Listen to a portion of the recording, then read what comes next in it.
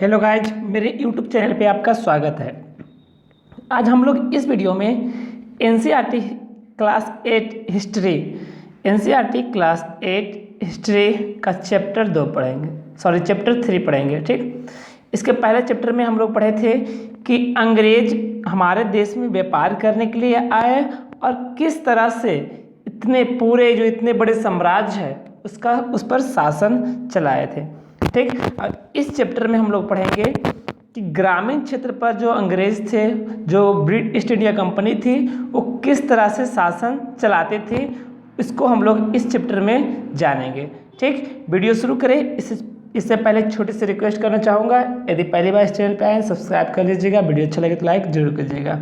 चलिए वीडियो को शुरू करते हैं। देखिए, 12 अगस्त 1765 को मुगल बादशाह ने ईस्ट इंडिया कंपनी को बंगाल का दीवान तैनात कर दिया गया। ठीक, कब? 12 अगस्त 1765 को मुगल बादशाह ने ईस्ट इंडिया कंपनी को क्या किया? दीवान तैनात कर दिया गया। इस बात की पूरी संभावना थी कि यह घटना जो है वो मुट्ठी भर अंग्रेजों और हिंदुस्तानियों की मौजूदगी में रॉबर्ट क्लाइव के तंबू में घटी होगी। लेकिन जो ऊपर ये जो चित्र आप देख रहे हैं, यहाँ पे एक चित्र है जिसमें ये रहे मुगल बादशाह और ये अंग्रेज ईस्ट इंडिया कंपनी जिसको ये दीवान सौंप रहे हैं।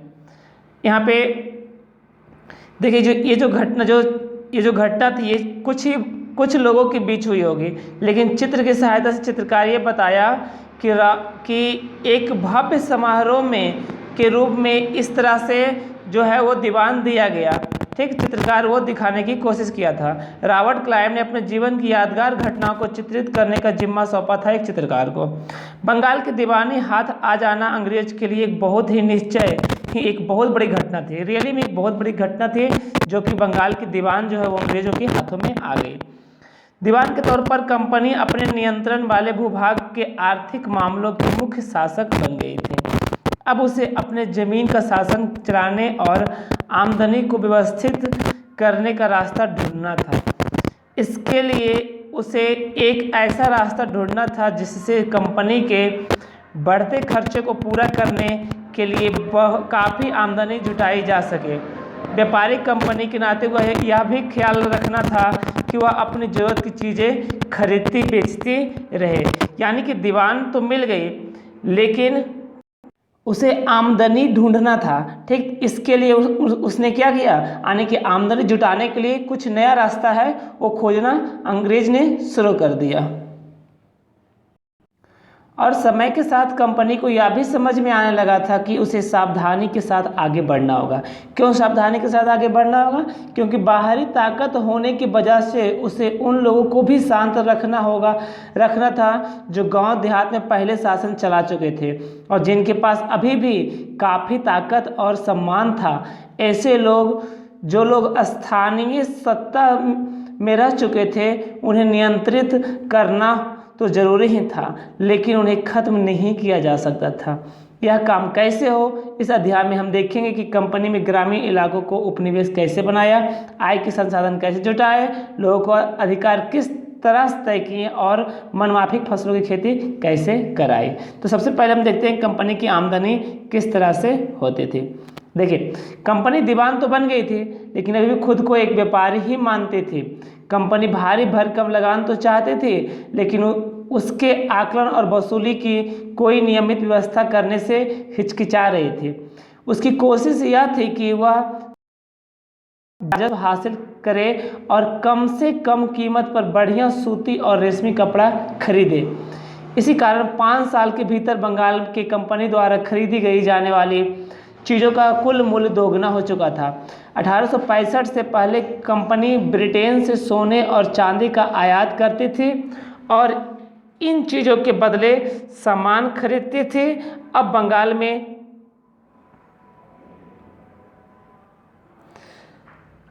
में इकट्ठा होने वाले पैसे से ही निर्यात के लिए चीज़ें खरीदी जा सकती थी। ठीक, और यानी कि अब इतना इनकम जनरेट कर दिया, जिसकी सहायता से वो चीज़ों को खरीद के वहाँ ब्रिटेन भेजा जा सकता था। यानी कि ब्रिटेन चीज़ों को खरीदने के लिए ब्रिटेन से पैसे या कि सोने चांदी लाने की ज़रूरत नहीं थी, इतनी उसकी इनकम हो चुकी थी। जल्द यह जाहिर हो गया था कि बंगाल की अर्थव्यवस्था एक गहरे संकट में फंसती जा रही थी। कारीगर गांव छोड़ के भाग रहे थे क्योंकि उन्हें बहुत कम कीमत पर अपनी चीज़ें कंपनी को जबरन बेचनी पड़ती थी। किसान अपना लगान नहीं चुका पा रहे थे, कारीगर का उत्पादन गिर रहा था और खेती चौपट की दिशा में बढ़ रही थी। 1770 में एक बहुत बड़ा अकाल बंगाल में पड़ गया, जिसमें से 1 करोड़, एक बहुत बड़ी संख्या में लोग की मौत हो गई। अब इस अकाल, इतना बड़ा अकाल था कि इस जो पूरी जनसंख्या था उसका 1/3 आबादी समाप्त हो गई थी। इतना बड़ा अकाल था जिसमें 1/3 आबादी ही समाप्त हो गई थी, यानी लगभग 1 करोड़ लोग की मौत मरी हुई थी। कब? 1770 में एक अकाल के कारण। खेती में सुधार की जरूरत थी क्योंकि ज़्यादा इनकम चाहिए। अगर अर्थव्यवस्था संकट में हो तो एक क्या कंपनी अपने राजस्व आय के बारे में अस्वस्थ रह सकती थी? कंपनी के ज़्यादातर अफसरों को यह लगने लगा था कि ज़मीन में निवेश करना और खेती में सुधार लाना बहुत ज़रूरी है। यह काम किस तरह किया जा सकता था? इस सवाल पर 2 दशकों तक बहस चली। आखिरकार कंपनी ने 1793 में, इस डेट को ध्यान में रखिएगा, 1793 में अस्थाई बंदोबस्ती लागू कर दी गई थी। अस्थाई बंदोबस्ती लागू कब हुई थी? सर्वप्रथम 1793 में। इस बंदोबस्ती की शर्तों के हिसाब से राजाओं और तालुकदारों को जमींदारों के रूप में मान्यता दी गई। उन्हें किसानों से लगान वसूलने और कंपनी को राजस्व चुकाने का जिम्मा सौंपा गया। उनकी ओर से चुकाई जाने वाली राशि अस्थायी रूप से तय कर दी गई थी। इसका मतलब यह था कि भविष्य में कभी भी इसमें इजाफा नहीं किया जा सकता था। अंग्रेजों को लगता था कि इससे उन्हें नियमित रूप से राजस्व मिलता रहेगा और जमींदारों को जमीन में सुधार के लिए खर्च करने का प्रोत्साहन मिलेगा। उन्हें लगता था कि क्योंकि राज्य की ओर से राजस्व की मांग बढ़ने वाली नहीं थी, इसलिए जमींदारी बढ़ते उत्पादन से फायदे में रहेंगे। यानी अस्थायी बंदोबस्ती का मतलब हुआ कि जो राजस्व जो बनाया गया वो फिक्स कर दिया गया कि इतना ही लेना है। यह क्यों किया गया? ताकि किसान की जो है आमदनी वो बढ़ी जा सके, ठीक, बढ़ाई जा सके। अब यहाँ पे देखिए, इस बात को ध्यान दीजिएगा, जिस समय अस्थायी बंदोबस्त लागू किया गया था उस समय कॉर्नवालिस भारत का गवर्नर जनरल था। यानी जब अस्थायी बंदोबस्ती लागू किया गया उस समय गवर्नर जनरल कौन था? तो उस समय गवर्नर जनरल था कॉर्नवालिस। ठीक, चलिए, अब अस्थायी बंदोबस्ती तो लागू हो गई, लेकिन इसमें एक बहुत बड़ी समस्या हो गई। अब सवाल है कि समस्या क्या हुई? तो आइए देखते हैं इसका समस्या क्या थी। देखिए, मगर अस्थायी बंदोबस्ती में भी समस्या पैदा हो गई थी। कंपनी के अफसरों में पाया कि अभी भी जमींदार जमीन में सुधार के लिए खर्चा नहीं कर रहे थे। असल में कंपनी ने तो राजस्व तय किया था, वह इतना ज़्यादा था कि उसको चुकाने में जमींदारों को भारी परेशानी हो रही थी। तो जमींदार राजस्व चुकाने में विफल हो जाता था, उसकी जमींदारी छीन ली जाती थी। बहुत सारी जमींदारों की कंपनी बाकायदा नीलाम कर चुकी थी। 19वीं सदी के पहले दशक तक हालत बदल चुके थे। बाजार में कीमतें बढ़ी और धीरे धीरे खेती का विस्तार होने लगा, जिससे जमींदारों को आमदनी में तो सुधार आया, लेकिन कंपनी को कोई फायदा नहीं हुआ, क्योंकि कंपनी तो हमेशा के लिए राजस्व तय कर चुकी थी। अब तक राजस्व में वृद्धि नहीं कर सकती थी, लेकिन जमींदारों को अभी भी जमीन की बेहतरी में कोई दिलचस्पी नहीं थी।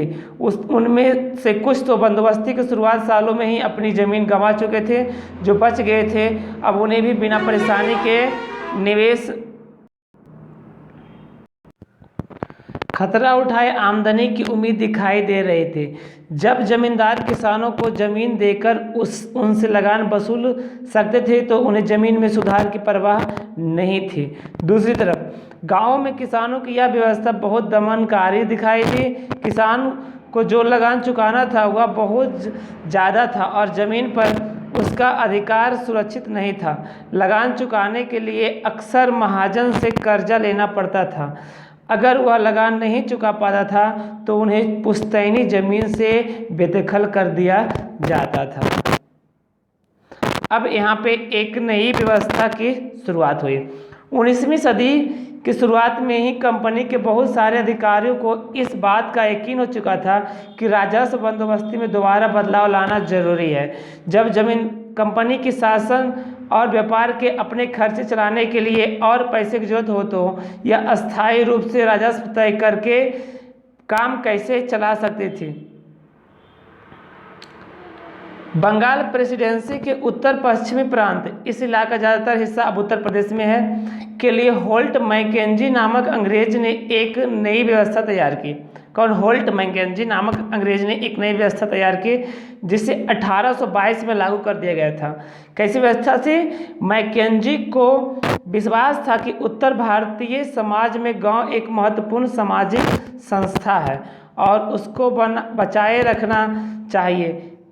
उसके आदेश पर गांव-गांव का दौरा किया, जमीन की जांच की, खेतों को मापा और विभिन्न समूहों के रीति रिवाजों को दर्ज किया।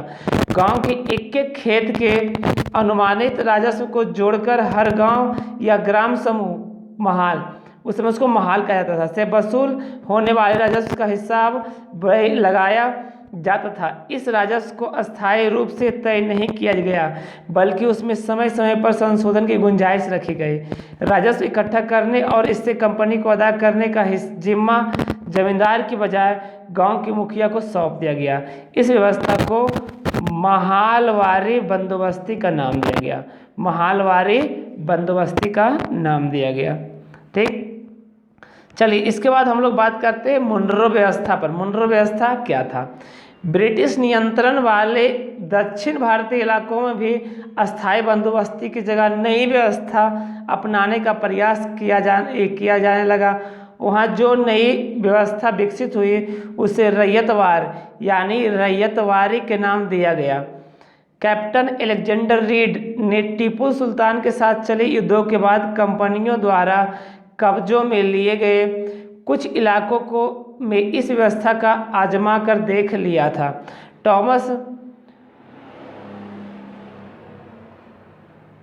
टॉमस मुनरो ने इस व्यवस्था को विकसित किया और धीरे धीरे पूरे दक्षिण भारत पर यही व्यवस्था लागू की गई। रीड और मुनरो को लगता था कि दक्षिण में परंपरा जमींदारी नहीं थे, इसलिए उनका तर्क यह था कि उन्हें सीधे किसानों से ही बंदोबस्ती करना चाहिए जो पीढ़ियों से जमीन पर खेती करते आ रहे हैं। इससे पहले खेतों का सावधानीपूर्वक अलग से सर्वेक्षण किया जाना चाहिए। मुनरो का मानना था कि अंग्रेजों को पिता की भांति किसानों की रक्षा करनी चाहिए। मुनरो का यह मानना था कि किसानों की रक्षा पिता की भांति किया जाना चाहिए। तो ये सब कुछ ठीक नहीं था। नई व्यवस्थाएं लागू होने के बाद महज कुछ साल के भीतर उनमें समस्याएं दिखाई देने लगी। जमीन से होने वाले आमदनी बढ़ाने के चक्कर में राजस्व अधिकारियों ने बहुत ज़्यादा राजस्व तय कर दिया था। किसान राजस्व चुका नहीं पा रहे थे, रैयत गांव से बाहर भाग रहे थे, बहुत सारे क्षेत्र गांव वीरान हो गए थे। आशावादी अफसरों को उम्मीद थी कि नई व्यवस्था किसानों की संपन्न उद्यमशील किसान बना देगी, लेकिन ऐसा नहीं हुआ। आगे है यूरोप के लिए फसलें, यानी कि भारतीय जो किसान है उसे ज़बरदस्ती यूरोप के लिए, यानी कि वहाँ यूरोप में जो चाहिए, जो चीज़ की डिमांड थी उस तरह की फसल लगवाने के लिए मजबूर किया गया। अंग्रेजों को यह भी महसूस किया गया कि ग्रामीण इलाके न केवल राजस्व प्रदान कर सकते हैं बल्कि वहाँ यूरोप की ज़रूरतों के हिसाब से सही फसलें भी पैदा की जा सकती है। 18वीं सदी के आखिर तक कंपनी ने अफीम और नील की खेती पर पूरा जोर दिया गया था। इसके बाद लगभग 150 साल तक अंग्रेज देश के विभिन्न भागों में किसी न किसी फसल के लिए किसानों को मजबूर करते रहे। बंगाल में पटसन, असम में चाय, संयुक्त प्रांत यानी वर्तमान जो उत्तर प्रदेश है वहाँ गन्ना, पंजाब में गेहूँ, महाराष्ट्र व पंजाब में कपास, मद्रास में चावल, इस तरह से जो फसल है लगाने के लिए जोर दिया गया अंग्रेज़ों के द्वारा। यह कैसे किया गया? अंग्रेज ने अपनी ज़रूरत की फसलों की खेती को फैलाने के लिए कई तरीके अपनाए हैं। आइए हम आगे नीचे देखते हैं कि एक फसल उत्पादन के लिए एक पद्धति को अच्छी तरह से समझते हैं। यहाँ पे थोड़ा एग्जाम्पल दिया गया, उसको पहले समझिए। देखिए यहाँ पे दो रंग दिखाया गया, दो तरह से। क्या रंग का भी कोई इतिहास है? देखिए एक चित्र ये है, एक चित्र ये है, दो तस्वीर दी गई है। एक बाएं तरफ की तस्वीरें में भारत में आंध्र प्रदेश के बुनकरों द्वारा बनाए गए कलमकारी छापे दिखाई गए। ये जो तस्वीर है ये भारत में बनाई गई है बुनकर के द्वारा, और ये जो तस्वीर है इंग्लैंड में बनाई गई है, बुनकर के द्वारा बनाए जाते थे। ठीक, अब इसमें दोनों छापों में से एक बात समान है, दोनों में गहरे नीले रंग है, तो इसमें भी नीला रंग डाला गया है, इसमें भी नीला रंग डाला गया है, लेकिन दोनों में नीले जो रंग है उसका असर देख रहे, दोनों जो कलर है ये डिफरेंट कलर है। ठीक, इसके बारे में आगे देखते हैं। दोनों पिक्चर में कैसा रंग इस्तेमाल किया गया था? नीला रंग। इसे आमतौर पर क्या जाता था? नील कहा जाता है। क्या आप जानते हैं कि यह रंग किस तरह से पैदा किया गया है? इन छापों में आपको जो नीला रंग दिखाई दे रहा था वह नील के नाम के एक पौधे से निकाला जाता था।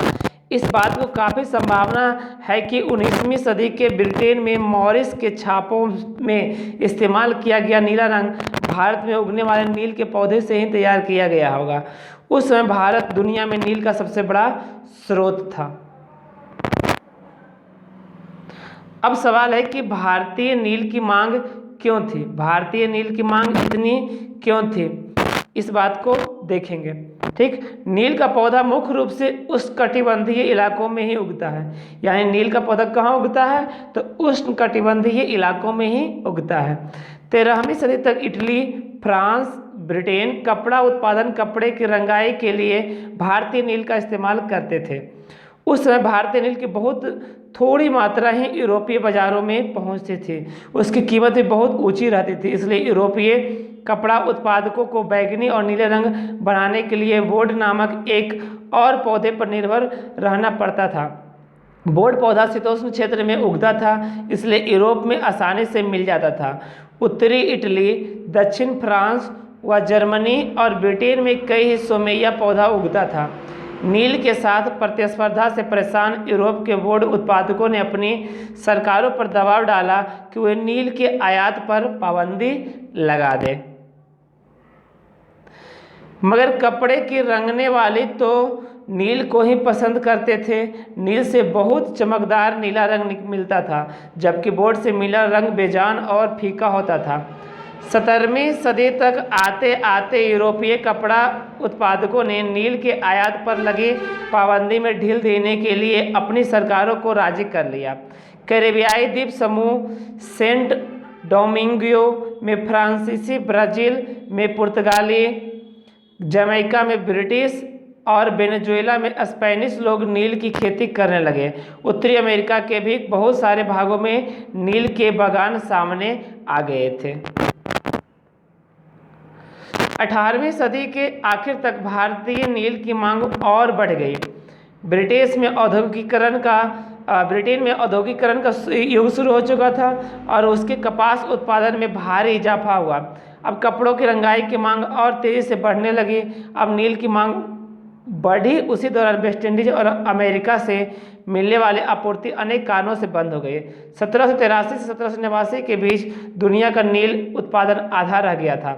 ब्रिटेन अंग्रेज अब नील की आपूर्ति के लिए बेचैन से किसी और स्रोत की तलाश करने लगे थे।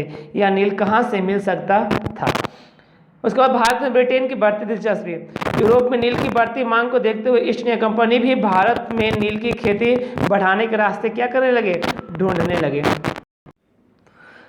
18वीं सदी के आखिर दशकों में ही बंगाल में नील की खेती तेजी से फैलने लगी थी। बंगाल में पैदा होने वाला नील दुनिया के बाजारों में छा गया। 1788 में ब्रिटेन द्वारा आयात किए गए नील में भारतीय नील का हिस्सा केवल लगभग 30% था। 1788 में सिर्फ 30% था, जबकि 1810 में ब्रिटेन द्वारा आयात किए गए नील में भारतीय नील का हिस्सा बढ़ के कितना हो गया? 95%, यानी कि 30% से लेकर चल गया डायरेक्ट 95% 1810 तक होते होते। ठीक, उसके बाद जैसे जैसे नील का व्यापार फैला, कंपनी के अफसर और व्यावसायिक एजेंट नील के उत्पादन में पैसा लगाने लगे। समय बीतने के साथ कंपनी के बहुत सारे अधिकारियों ने नील के अपने कारोबार पर ध्यान देने के लिए अपनी नौकरियां तक छोड़ दी थी। भारी मुनाफे की उम्मीद से स्कॉटलैंड और इंग्लैंड के बहुत सारे लोग भारत आए और उन्होंने नील के बागान लगा दिए। जिसके पास नील की पैदावार के लिए पैसा नहीं था, उन्हें कंपनी नए बैंक कर्जा देने को तैयार रहते थे। फिर नील की खेती कैसे होती थी उसको हम आगे देखेंगे। नील की खेती कैसे होती है? नील की खेती के दो मुख्य तरीके थे, नीज और रैयती। नील की खेती दो तरह से किया जाए, एक नीज और एक रैयती। नीज खेती की व्यवस्था में बगान मालिक खुद अपनी ज़मीन में नील का उत्पादन करते थे। या तो वह ज़मीन खरीद लेते थे या दूसरे ज़मींदारों से ज़मीन भाड़े पर ले लेते थे और मजदूरों को काम पर लगाकर नील की खेती करवाते थे। लेकिन नीज खेती की एक समस्या थी। क्या समस्या थी? देखिए, बगान मालिकों को नीज खेती का क्षेत्रफल फैलाने में मुश्किल आ रही थी।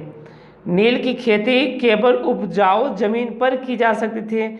ऐसी जमीनों पर आबादी पहले ही बहुत ज़्यादा थी। वहाँ छोटे मोटे खेत ही उनके हाथ लग पाते थे। नील की खेती करने के लिए उन्हें बड़े बड़े भूखंडों की जरूरत थी। इस तरह से ज़मीनें उन्हें कहाँ मिल सकती थी। उन्होंने नील की फैक्ट्री के इर्द गिर्द पट्टे पर ज़मीन लेने का प्रयास किए और वहाँ के किसानों को हटवा दिया। इससे टकराव की तनाव पैदा हो गया था। मजदूरों का इंतज़ाम करना भी आसान नहीं था। बड़े बगान के लिए बहुत सारे मजदूरों की ज़रूरत होती थी। मजदूरों की ज़रूरत भी सबसे ज़्यादा उसी समय होती थी जब किसान धान की खेती में व्यस्त होते थे। बड़े पैमाने पर नीज की खेती के लिए बहुत सारे हल बैल की भी ज़रूरत होती थी। 1 बीघा अगर नील की खेती करना था तो उसके लिए 2 हल चाहिए था। 1 बीघा के लिए 2 हल कम से कम चाहिए था। इसका मतलब यह था कि अगर किसी बगान मालिक के पास 1000 बीघा ज़मीन है तो उसे 2000 हलों की जरूरत पड़ती थी। हलों को खरीदना और उसका रखरखाव एक बड़ी समस्या थी। किसानों से भी हल नहीं मिल सकते थे। उन्हें अपने लिए ही इन चीज़ों की जरूरत होती थी। जिस समय नील उत्पादकों की जरूरत होती थी उस समय किसानों को हल बैल भी चावल के खेतों में व्यस्त रहते थे। 19वीं सदी के आखिर तक बगान मालिकों ने नीज खेती का क्षेत्रफल फैलाने में हिचकिचाते थे। उस व्यवस्था के तहत नील के पैदावार वाली 25% से भी कम जमीन आती थी। बाकी जमीन रैयती व्यवस्था के अंतर्गत ही आते थे। ठीक, यहाँ पे देखिए बीघा का मतलब है जमीन का एक माप है। ब्रिटिश शासक ने पहले बीघे का आकार अलग अलग होता था। बंगाल में अंग्रेजों ने इसका क्षेत्रफल करीब 1/3 एकड़ तक कर दिया था। आगे देखते हैं रैयतों की जमीन पर नील की खेती कैसे होती थी। ठीक, इससे पहले कुछ देख लेते हैं।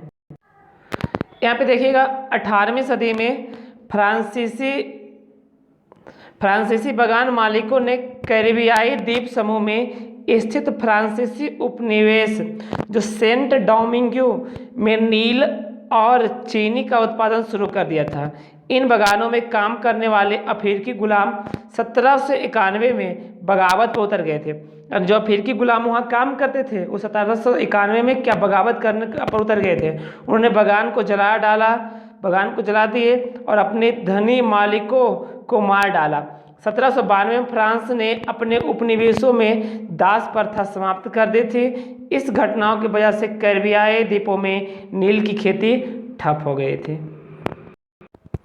आइए अब देखते हैं कि रैयतों की ज़मीन पर नील की खेती कैसे होती थी। रैयती व्यवस्था में दहत बगान मालिक रैयतों के साथ एक अनुबंध यानी सट्टा करते थे। कई बार वे गांव के मुखियाओं को भी रैयतों की तरफ से समझौता करने के लिए बाध्य कर देते थे।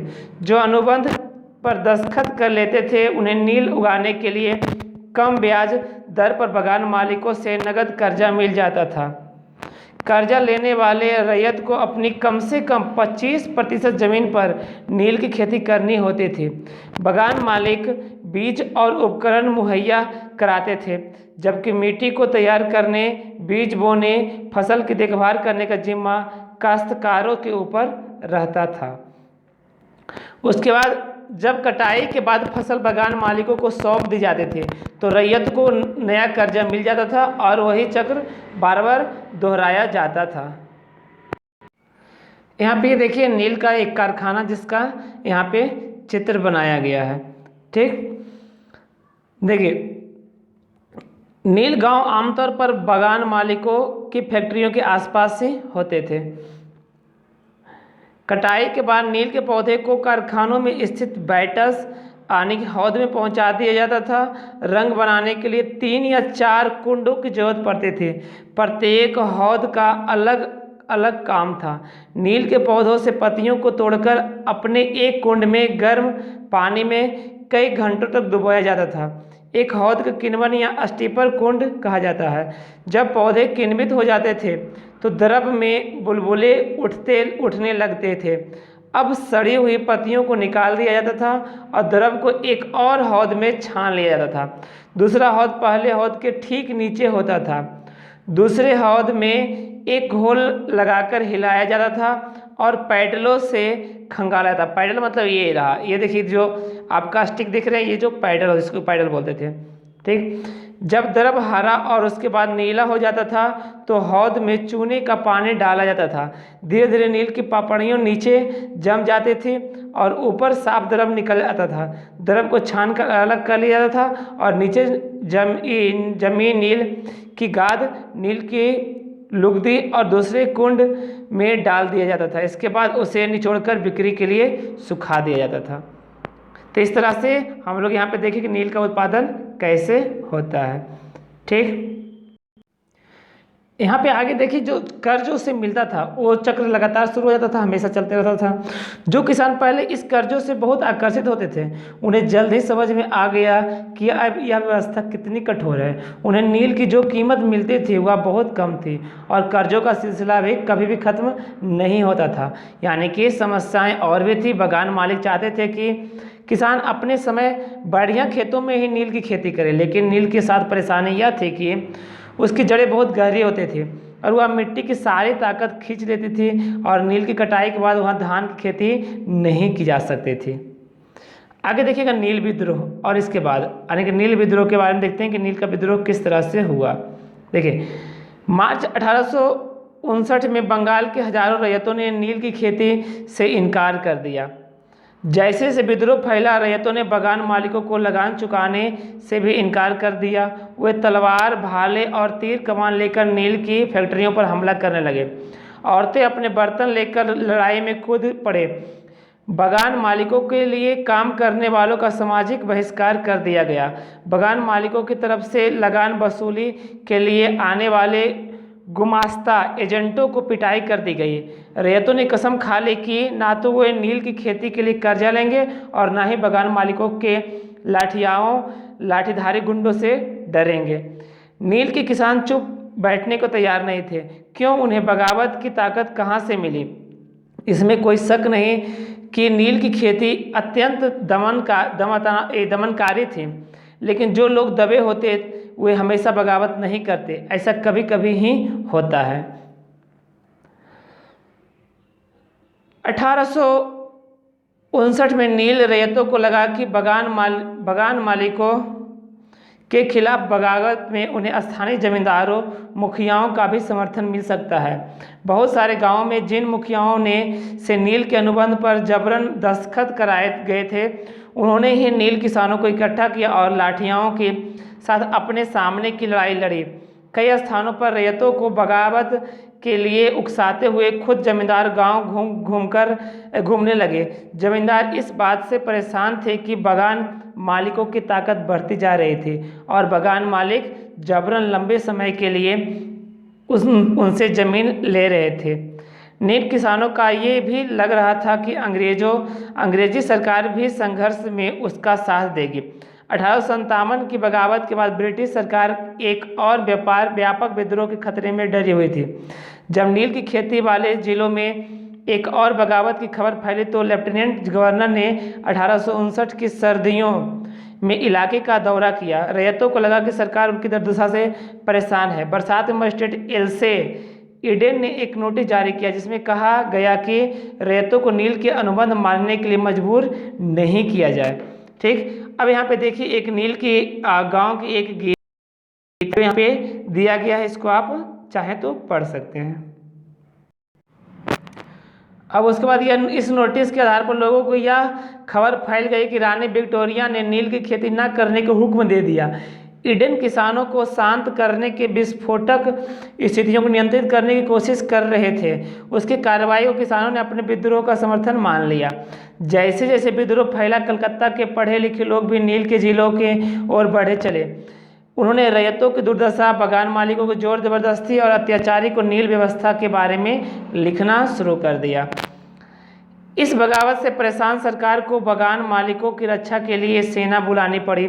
नील उत्पादन व्यवस्था की जांच करने के लिए एक नील आयोग भी बना दिया गया। इस आयोग ने बगान मालिकों को दोषी पाया। जोर जबरदस्ती के इस आलोचना की आयोग ने कहा कि नील की खेती रैयतों के लिए फायदे का सौदा नहीं है। आयोग ने रैयतों से कहा कि वे मौजूदा अनुबंधों को पूरा करें, लेकिन आगे से वह चाहे तो नील की खेती बंद कर सकते हैं। इस बगावत के बाद बगानों में नील का उत्पादन धराशायी हो गया। इसके बाद बगान मालिक बिहार पर ध्यान देने लगे। 19वीं सदी के आखिर में कृत्रिम रंगों का निर्माण होने लगा था। इससे उसका व्यवसाय भी बुरी तरह प्रभावित हो गया। फिर भी वे उत्पादन फैलाने में सफल रहे। जब महात्मा गांधी दक्षिण अफ्रीका से लौटे तो बिहार के एक किसान ने उन्हें चंपारण आकर नील किसानों को दुर्दशा देखने को न्योता दिया। 1917 में महात्मा गांधी का यह दौरा नील बगान मालिकों के खिलाफ चंपारण आंदोलन के रूप में शुरुआत हो गया। 1917।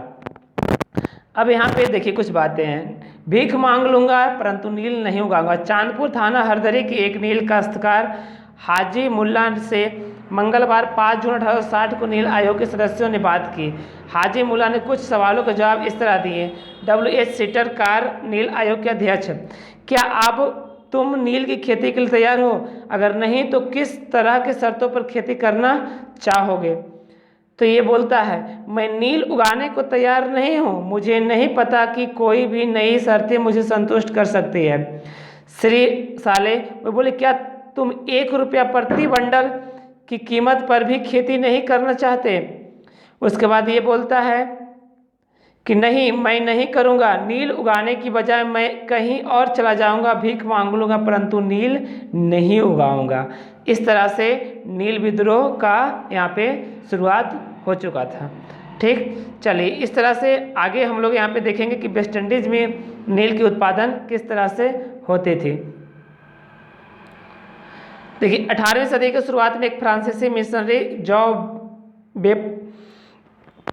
जॉ बैप्टिस्ट लवात ने कैरिबियाई द्वीपों का दौरा किया और इस इलाके के बारे में विस्तार से लिखा। इस तस्वीर लवात की एक पुस्तक में ली गई है। यह तस्वीर में यहाँ के फ्रांसीसी बगानों में नील उत्पादन के सारे चरणों को दर्शाया गया है। बाएं सिरे पर आप देख सकते हैं कि गुलाम मजदूर नील के पौधे को सेटलर बाट के डाल रहे हैं। यहाँ पे देखिएगा, गुलाम जो मजदूर है वो सेटलर बाट में डाल रहे हैं। एक और मजदूर एक मशीन चरखी को घोर को घुमा रहा है। यहाँ पे ये डाल रहे हैं और यहाँ पे इस तरह से ये काम चल रहा है। 2 मजदूर नील की लुगदी को बोरों को भरकर सुखाने के लिए ले जा रहे हैं। अगले हिस्से में 2 मजदूर नील की लुगदी को मिलाकर सांचों में डालने के तैयार कर रहे हैं। तस्वीर के बीचों बीच बगान मालिक ऊंची जगह खड़े होकर सारे गुलामों पर नज़र यहाँ पे ये रख रहा है। तो इस तरह से वेस्ट इंडीज में नील की उत्पादन होती थी। चलिए इस तरह से ये चैप्टर यहाँ पे समाप्त हो गया होगा। चलिए यहाँ पे आप क्या कीजिए, ये जो मैच द फॉलोइंग यहाँ पे इसको आप क्या कीजिए, मिला लीजिए। ठीक, मिलाकर आप कमेंट सेक्शन में नीचे इसका आंसर दे सकते हैं। चलिए वीडियो कैसा लगा जरूर बताइएगा। अच्छा लगे तो लाइक कीजिएगा। यहाँ पे चैप्टर हो गया समाप्त। नेक्स्ट वीडियो मिलते हैं अगले चैप्टर में। देखने के लिए बहुत बहुत धन्यवाद।